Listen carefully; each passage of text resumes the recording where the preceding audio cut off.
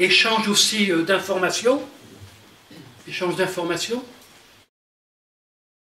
Vous savez l'importance de ce qu'on appelle les réseaux sociaux. Aujourd'hui, il y a 3 milliards, au moins 3 milliards de portables, de téléphones portables dans le monde. Vous devinez que ça change les communications. René Valette reçoit à peu près 200 chaînes de télévision à la maison pour un prix qui n'est pas dissuasif pour la plupart d'entre nous. Chaque soir, quand je rentre chez moi, ou dans mes jours d'insomnie, ce qui m'arrive, je regarde à la télé toutes les chaînes que je peux recevoir d'un peu partout, et en regardant Arabia ou Al Jazeera, je ne parle pas toutes les langues, mon Dieu, et en tout cas pas l'arabe, à part 50 mots de l'arabe dialectal algérien. Ce n'est pas pour suivre la télé, mais je sais par les images qu'est-ce qui a été considéré comme étant important dans le pays en question. Échange d'informations. Échange aussi de produits culturels. Quand je dis échange, ça ne veut pas dire que l'intensité des flux, elle est égale entre le nord et le sud, ou le sud et le nord. On sait très bien que quand on va au cinéma à Abidjan, Dakar, à Bamako ou à Ouagadougou, on a beaucoup plus de chances de voir des films nord-américains ou européens qu'on a à Lyon ou à Nantes, des chances de voir des films burkinabés ou maliens. Bon, il faut un film comme Tombouctou, si vous n'êtes pas les Noirs, allez le voir. Il faut un film exceptionnel. Tombouctou. Il faut un film exceptionnel pour qu'on ait des films venant de ces pays-là. Mais on a de plus en plus d'échanges culturels. J'avais bien aimé un titre de Lacroix il y a quelques années. Super. C'est un titre, je dirais, à la Libé. Écoutez bien. En jouant sur les deux sens des mots, en parlant de l'art, la mondialisation, en parlant du cinéma, la mondialisation favorise la culture du navet. C'est qu'un langage populaire, un navet, c'est un mauvais film. Ce n'est pas forcément le nec plus ultra de la culture, mais n'empêche que, oh là là, je ne résiste pas à l'idée de vous raconter cette histoire. Je me trouvais au Laos, dans un des coins les plus perdus où j'ai pu aller quand j'étais au CCFZ, un des coins les plus perdus. On avait fini en pirogue parce que la route était impraticable. Le soir, dans l'hôtel où nous étions, alors le mot hôtel, vous allez mettre un paquet de guillemets dans le mot hôtel.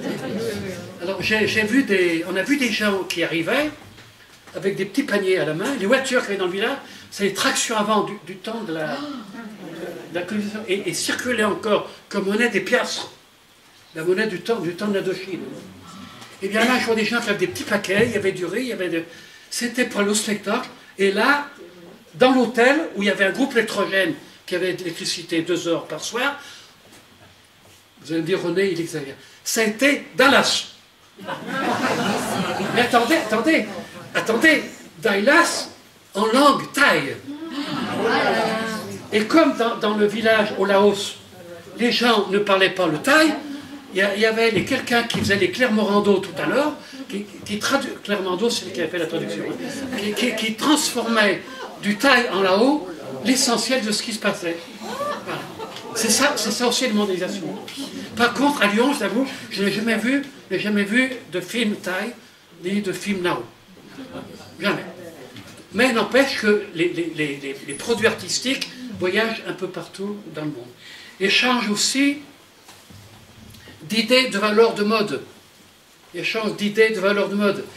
Valeurs au sens sociologique, de référents culturels.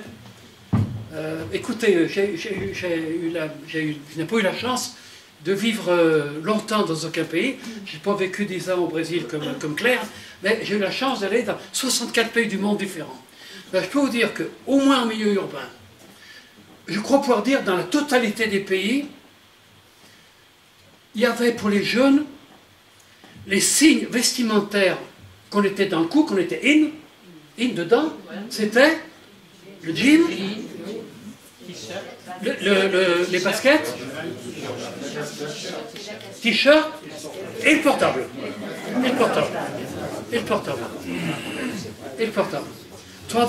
L'idée de la réussite humaine va se traduire par cette zone vestimentaire. Est-ce que vous savez combien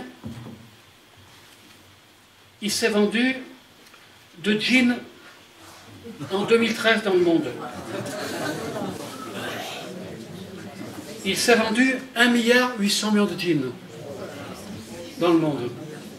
Autrement dit, l'habit conçu au départ par les chercheurs d'or nord-américains, puis après peut-être pour les gardiens de troupeaux, il est devenu l'objet chez nous standard, mais ça dépend des marques. Mais il est le signe qu'on est dans le coup.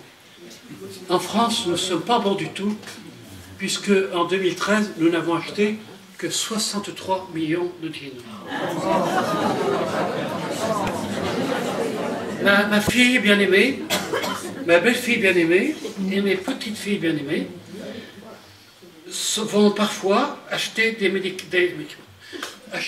vêtements chez Zara. Zara, une entreprise espagnole.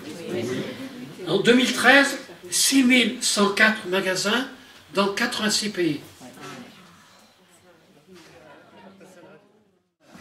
Mais on a dans le plus courant, c'est la raison pour laquelle vous avez, en Inde notamment, des femmes qui se font éclaircir le teint.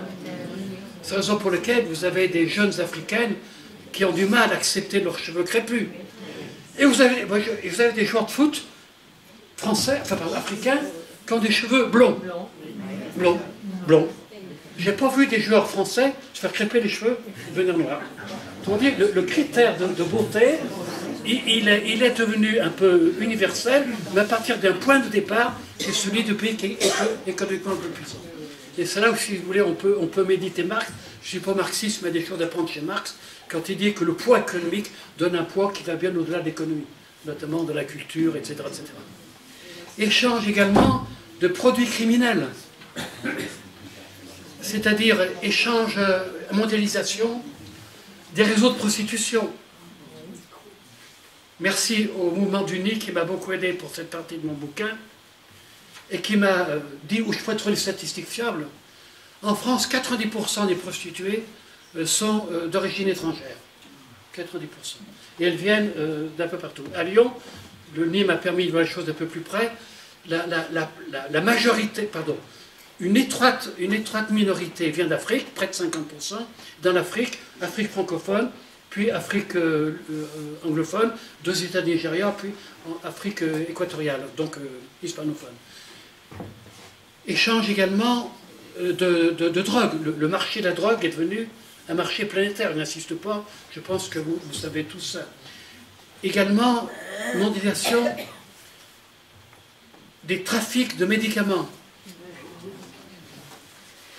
Le marché des médicaments, aujourd'hui, c'est 75 milliards de dollars par an. Le commerce des armes licites, c'est 100 milliards. Donc presque autant que le commerce des armes. Ça peut changer d'un à l'autre. Échange de produits criminels, c'est aussi les trafics d'armes. Il y a les commerces licites et les commerces illicites. On pourrait dire aussi échange de virus. Virus informatiques, virus animaux, et comme les animaux sont vendus dans le monde entier, les virus peuvent venir. Chaque fois qu'il y a une épidémie de grippe aviaire quelque part, chez nous, on prend des précautions pour ne pas recevoir ces virus qui viennent d'ailleurs. Virus humain. Figurez-vous qu'on voyage de plus en plus, et que notamment il y a certains pays, comme le Vietnam, où les moustiques ne sont pas du tout racistes. Il pique allègrement tout ce qui passe à côté et qui est un peu appétissant. Résultat, comme on va au Vietnam, comme on va en Chine, comme on va ailleurs, on peut ramener le paludisme à un point tel que mon médecin de quartier, qui est une copine, me dit: je dois aujourd'hui soigner des maladies que je n'ai pas appris à soigner quand j'étais jeune médecin. Parce que comme on voyageait peu, on ne ramenait pas des maladies, etc. Échange également de pollution. On ne sait pas à quel moment un déboisement forcé de l'Amazonie aurait des répercussions climatiques sur toute la planète, mais on sait que ce n'est pas neutre. Quand la centrale nucléaire de Tchernobyl a brûlé, les nuages radioactifs n'ont pas respecté le droit international. Ils ne sont pas arrêtés aux frontières.